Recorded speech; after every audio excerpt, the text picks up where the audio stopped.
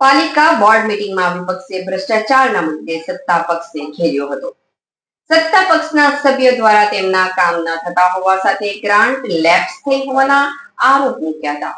સત્તા પક્ષ પૂર્વ પ્રમુખના માત્ર 40,000નું કામ પણ ન થતા બોર્ડ મીટિંગ 0 અવર્સમાં બળાપો ઠાલવ્યો હતો. 19 જેટલા એજન્ડાના કામો વધુ મતે મંજૂર કરવામાં આવ્યા હતા. વિપક્ષ દ્વારા જન્મ મરણ દાખલાની 9,000 અરજી પેન્ડિંગ હોવાનો દાવો કરી રજૂઆત કરતા બોર્ડ મીટિંગ ગરમાયું હતું.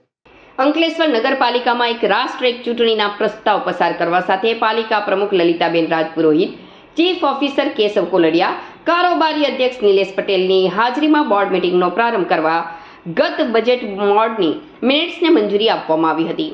જે બાદ કારોબારી સમિતિમાં મંજૂર થયેલ ત્રાઇમાસિક હિસાબ મંજૂર કરવામાં આવ્યો હતો.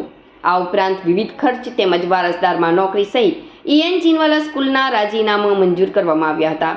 તો પાલિકા ફિલ્ટર પ્લાન્ટના ગામ તળાવમાં જીવલાઓ, વનસ્પતિ વગેરે ઉગતા અટકાવવા, તળાવને ચોખ્ખું રાખવા, કન્ટિન્યુઅલ બાયો રેમેડિએશન કરવા માટેના કામ માટે ભાવ મંગાવવામાં આવ્યા હતા. બોર્ડમાં મંજૂર થયેલ કામોમાં ફેરફાર તેમજ બચતની ગ્રાન્ટમાંથી કામોના આયોજન કરવાના કામોને બહાલી આપવામાં આવી હતી. આ પૂર્વે બોર્ડ મીટિંગ પ્રારંભમાં 0 અવર્સમાં વિપક્ષ દ્વારા ચર્ચા કરતા 3 રસ્તા સર્કલથી સ્ટેશન સુધીનો 72 લાખ રૂપિયાનો આઇકોનિક માર્ગમાં જે મંજૂર કરાયું છે તે પ્રમાણે કામ ન થવા સાથે વ્યાપક ભ્રષ્ટાચાર થયો હોવાનો આક્ષેપ કરવા સાથે 13 GVK પોઈન્ટ જ્યાં કચરો પડતો હતો ત્યાં બનાવવાના કામો કરવામાં આવી રહ્યા છે. તેવા 13 થી 14 લાખ રૂપિયાના કામોમાં પણ ભ્રષ્ટાચાર થયો હોવાનો આક્ષેપ વિપક્ષ સભ્ય જહાંગીર પઠાણ, રફીક ઝઘડિયાવાલા અને બખ્તિયાર પટેલે મૂક્યો હતો. તો જન્મ મરણના દાખલામાં 9,000 અરજી પેન્ડિંગ હોવાનો સળવળતો સવાલ ઉઠાવ્યો હતો અને લોકો 2 થી 3 મહિના સુધી દાખલા જ મળતા ન હોવાનો સીધો જ આક્ષેપ કર્યો હતો. આ વચ્ચે સત્તા પક્ષના સભ્ય અને પૂર્વ પ્રમુખ સંદીપ પટેલ દ્વારા પણ 0 અવર્સમાં તેમની ONGC કોલોની પાછળના ગાર્ડન 22,50,000 રૂપિયાની ગ્રાન્ટ કામ તેમની ગ્રાન્ટમાંથી મંજૂર થયા બાદ કેમ લેપ્સ થઈ ગઈ તેવો સવાલ ઉઠાવ્યો હતો. તો એક માત્ર 40,000 રૂપિયાનું કામ લેખિતમાં આપવા છતાં ન કરવામાં આવ્યું હોવાનો સવાલ ઉઠાવ્યો હતો. જે બાદ સત્તા પક્ષના જ મહિલા સભ્યો પણ પોતાના વોર્ડના કામ ન થતા હોવાનો બળાપો ઠાલવ્યો હતો. એટલું જ નહીં, વોર્ડ નંબર 9માં ઊભી થયેલ ડ્રેનેજ સમસ્યાના નિરાકરણ કેમ કરવામાં આવતું નથી તેવા સવાલો વચ્ચે સતત પક્ષ 0 વર્ષમાં જ સત્તા અને વિપક્ષના સભ્યોના સવાલ અને આક્ષેપથી ઘેરાયું હતું. આજે બોર્ડ મીટિંગમાં એક રાષ્ટ્ર એક ચૂંટણીનો પ્રસ્તાવ બહુમતે મંજૂર કરવામાં આવ્યો તેમજ 19 જેટલા એજન્ડાના કામો બહુમતથી પસાર કરી મંજૂર કરવામાં આવ્યા. નીતિ વિષયક તેમજ અન્ય કામો મંજૂરી આપવામાં આવી છે. તો વિપક્ષ દ્વારા જે આક્ષેપ પાયા વિહોણા છે તેમ કહ્યું નગરપાલિકા અંકલેશ્વરના પ્રમુખ લલિતાબેન રાજપુરોહિતે.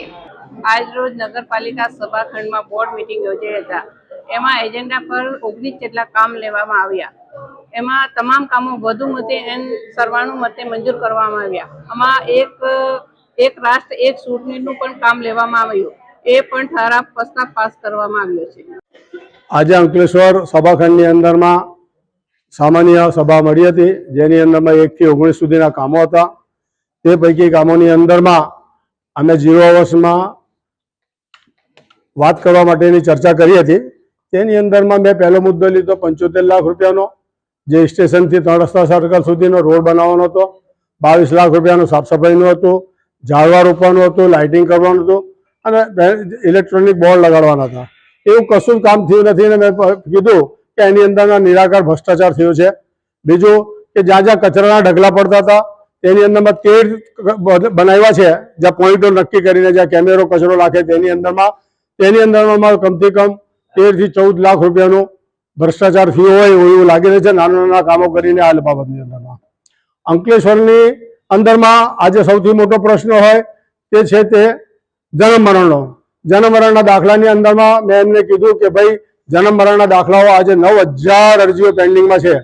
1 લાખની વસ્તીની અંદર 9,000 પેન્ડિંગ પડતી હોય અને જે કર્મચારીઓ દાબ દબાણ કરીને ભગાડી દે છે કે 2 મહિના પછી આવજો, 3 મહિના પછી આવજો. મેં માનનીય મુખ્યમંત્રી અને આરોગ્ય કમિશનરને પણ આ પત્ર અને રજિસ્ટર આઈડીથી કહ્યા છે. આજે બોર્ડની અંદર પણ આ બાબતની ચર્ચા કરી છે કે ગામનો પ્રશ્ન બહુ નિકટ છે. આખી નગરપાલિકાની અંદરમાં આ જ નગરપાલિકા અંકલેશ્વરની છે કે જેની અંદર જન્મ મરણનો પ્રશ્ન વારંવાર પ્રશ્ન છે. બીજી બાબતની અંદરમાં આજે Jinwala high school, MTM girls high school કે તે આપણે RS હાઈસ્કૂલ કે બીજી કોઈ સ્કૂલ યા તો નગરપાલિકાના દવાખાના જે અંકલેશ્વર નગરપાલિકા વિસ્તારમાં છે ત્યાં એમનો દાખલાઓ મળી શકતા હોય અને અંકલેશ્વર મામલતદાર કચેરીની અંદર 7, 12, 8, 6 ના ઉતારા 100 વર્ષના મળી શકતા હોય તો અંકલેશ્વર નગરપાલિકાના દાખલા કેમ જન્મ મરણના મળી નહીં શકે? મારા ખ્યાલથી આમાંની બધા કાવતરું રચાયું છે એ વાત પાકી છે એની અંદરમાં. તો આ બધી બાબતોમાં છેલ્લી ચર્ચાઓ થઈ અને મેં પરિપત્રો મંગાવ્યા. પરિપત્રો આપવામાં આનાકાની કરતા બે ખોટા પરિપત્રો લાવીને રજૂ કરવાની કોશિશ કરી. હવે આજે નમાઝનો ટાઈમ હતો એટલે અમે વહેલી બોર્ડને સમેટી લીધી, તો બી અમે 1.5-2 કલાક જેવી મિટિંગ ચાલી છે અને બધા પ્રશ્નોની રજૂઆતો થઈ છે. જય હિન્દ, જય ગરવી ગુજરાત.